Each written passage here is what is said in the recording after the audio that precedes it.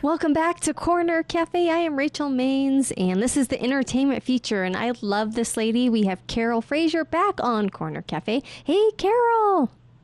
Hi, it's so good to be back on Corner Cafe. It's great to see you. It's great to see you now that we're doing video in the show, and the post show, of course. You can't do video when it's radio, but on our YouTube, and we're on Rumble now, and on our website, we got this going. It's a fun thing to be able to see the guests. So thank you for coming back on Corner Cafe. You are doing so much. You have a lot going on, very gifted.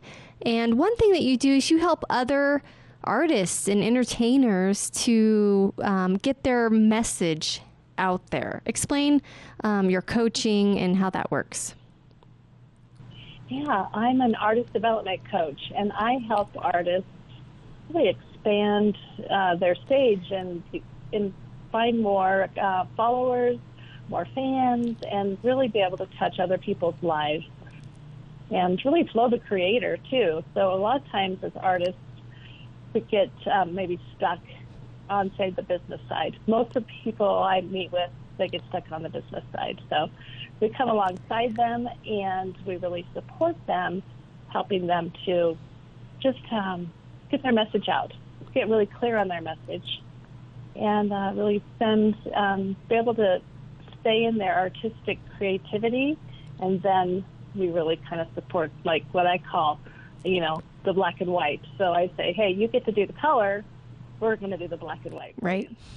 Yeah, because that black and white portion of it, it's a lot to do. It's really a full-time job. And nowadays, there's so much to do as an artist. And if you're just trying to focus on your artistry, which you should be, that's a full-time job in itself. It's really impossible to do everything that you should be doing online and website and all that kind of stuff. So thankful for people like you who can come alongside and really help artists. What would you say in what you do is probably the most, I don't want to say helpful, but the most pinpointed thing you do that sets you apart and unique from other coaches and from other people that are helping people with online stuff? Well, I'm an artist myself, so I understand the mind and the heart of an artist. I understand, the blocks that we have and that we've come up against. And so not only am I an artist, I'm also a creative coach. And because I'm a creative coach, I understand the creative mind, and I understand how we think more circular versus like a really linear path. So if I tell a creative person, hey, I want you to do A, B, C, well, they're gonna revolt.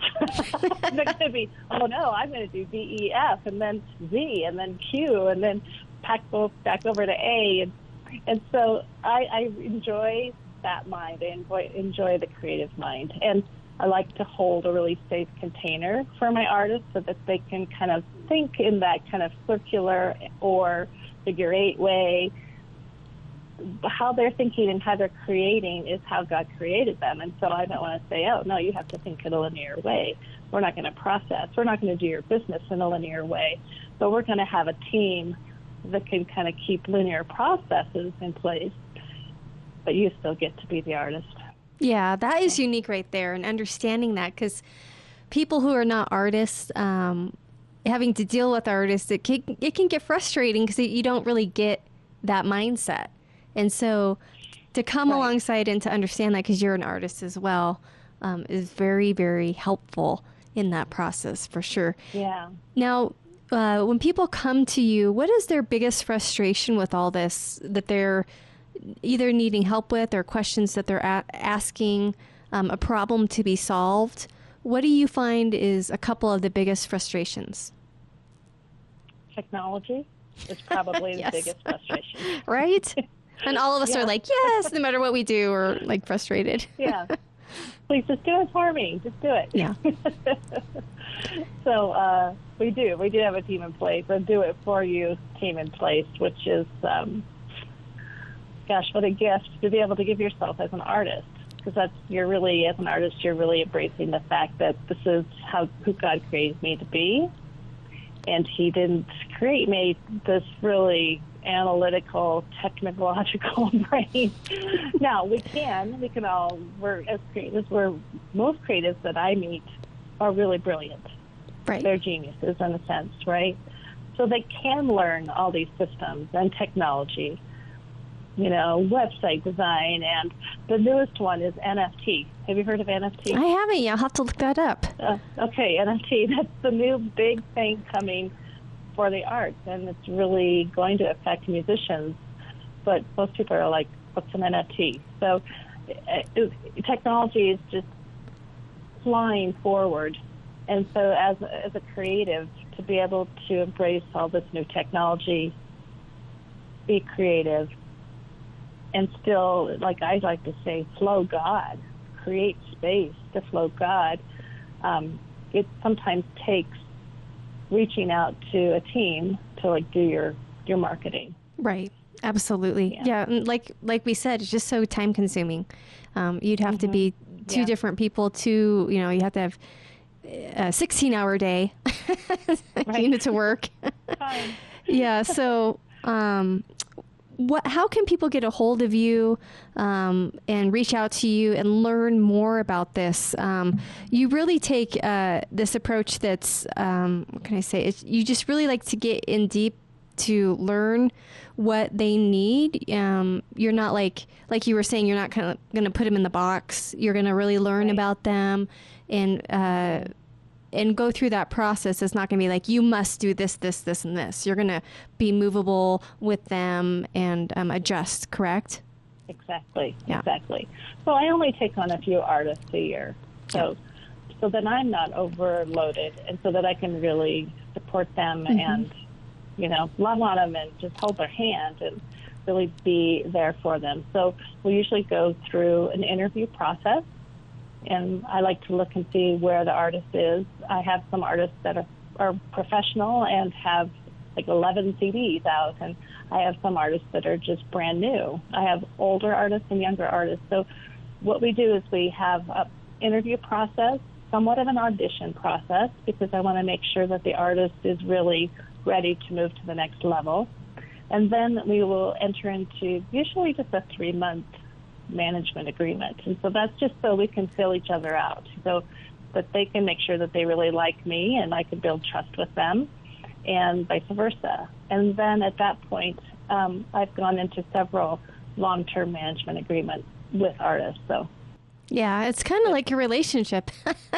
You got to really make sure, okay, we're going to commit now. We both like each other. But it's important, especially with that, because there's so much to be done. Yeah. You got to trust your coach, and you got to trust the artist, and there's so much growth that can be done though when it clicks, when it clicks and it's cohesive and it's the right fit. What do you find that in the coaching realm, anyways, that you're coaching people the most in? What's a skill that a lot of people perhaps don't even realize that they need or is lacking that really helps bump somebody up in the entertainment world? Well, these days, there's a really simple little formula. It really helps to have about 100 fans they're spending diehard fans. Yeah, diehard fans. that are like investing. So I don't want to say spending. They're investing money into your career because they love your music. They want to be part of it. They want to be part of the journey. And so what I find is just really coaching my artists to really nurturing those relationships with their fans, whether it's through social media, email, creating events, backstage opportunities.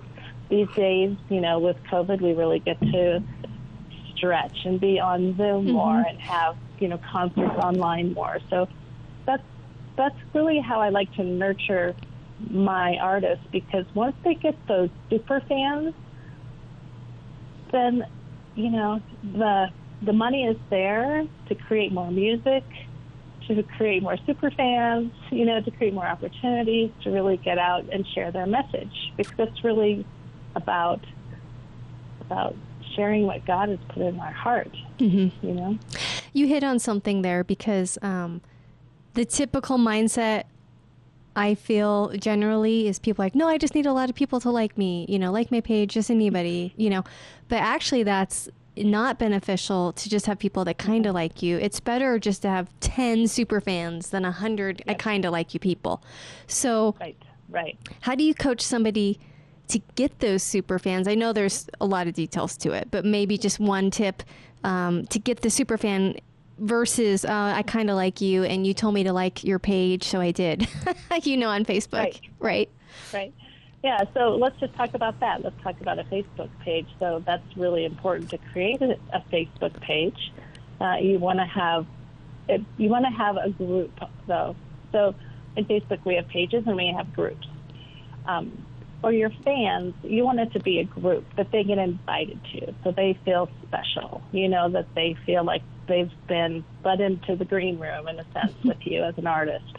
So once they're in that green room for that group on Facebook, then you can really take the time to get to know them, ask them questions like what would they like to hear you sing, or what would they like to see, like with your writing, you really bring them in on an experiential journey with you. Right. So, and pray with them. Yeah. Pray. Like in those groups, you really great. Create community. Fellowship there, community. Exactly. If they feel like they have a safe place to be, and it's led by you, and you're really taking them back to the throne of God, then that's everything. Right. We all ministry too. Right? Yeah, ministry as well. I mean, fellowship, ministry, community.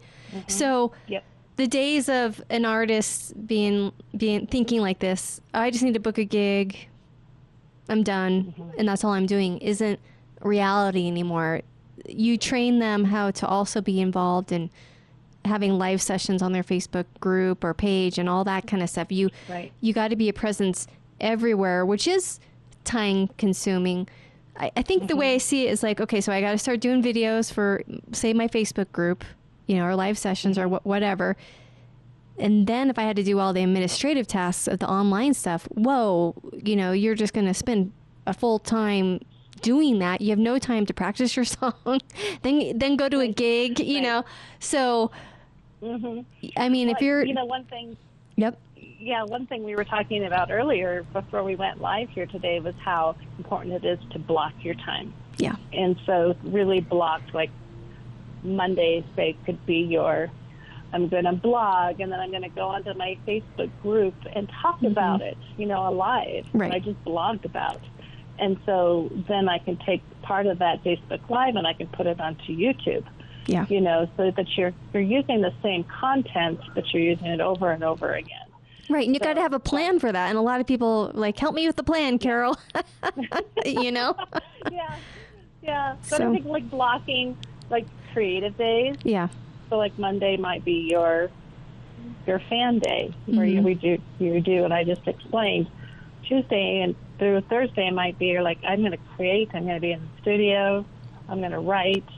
I'm really going to just create time to really hear from God, to start sourcing music, whatever you need to do in your creative career. And then, of course, Friday, Saturday, you're going to be gigging. Right. Hopefully we're all gigging, even if you're gigging on Zoom, right? Yeah.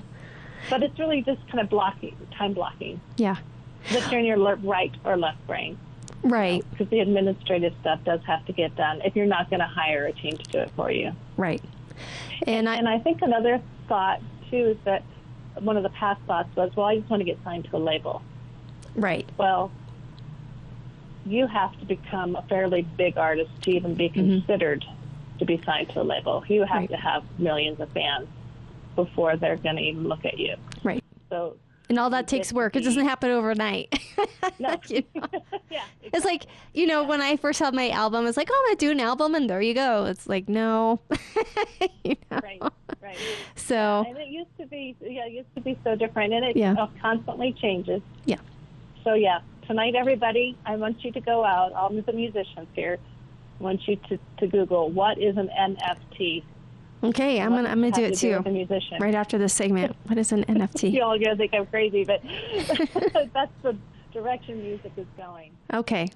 Wow. Well, there's so much to learn. I think we're all convinced that we need Carol as our coach and the creative team behind her and all that she is doing. And then what's the best way then? Will you just give that website again, Carol, for people to learn more? Definitely. So you can, there's an easy way. It's carolfrazier.com. And then there's a little tab there that says work with me. So you can just follow that. Or you can go to carolfrazierstudio.com, and that'll direct you as well to just sending me an email, and then we'll start a conversation. Sounds great. And we're going to have you back, Carol, of course, to learn more from you. And as an artist as well, you're on our artist features a lot as well. So thank you for joining us again on Corner Cafe for the entertainment feature. Thank you for everything we've learned just in this short time. And thank you for everything you're doing to help creatives. Thank you. Thanks so much to all of you. God bless you. All right. Well, we're going to go to a break. We'll be back. Stay tuned.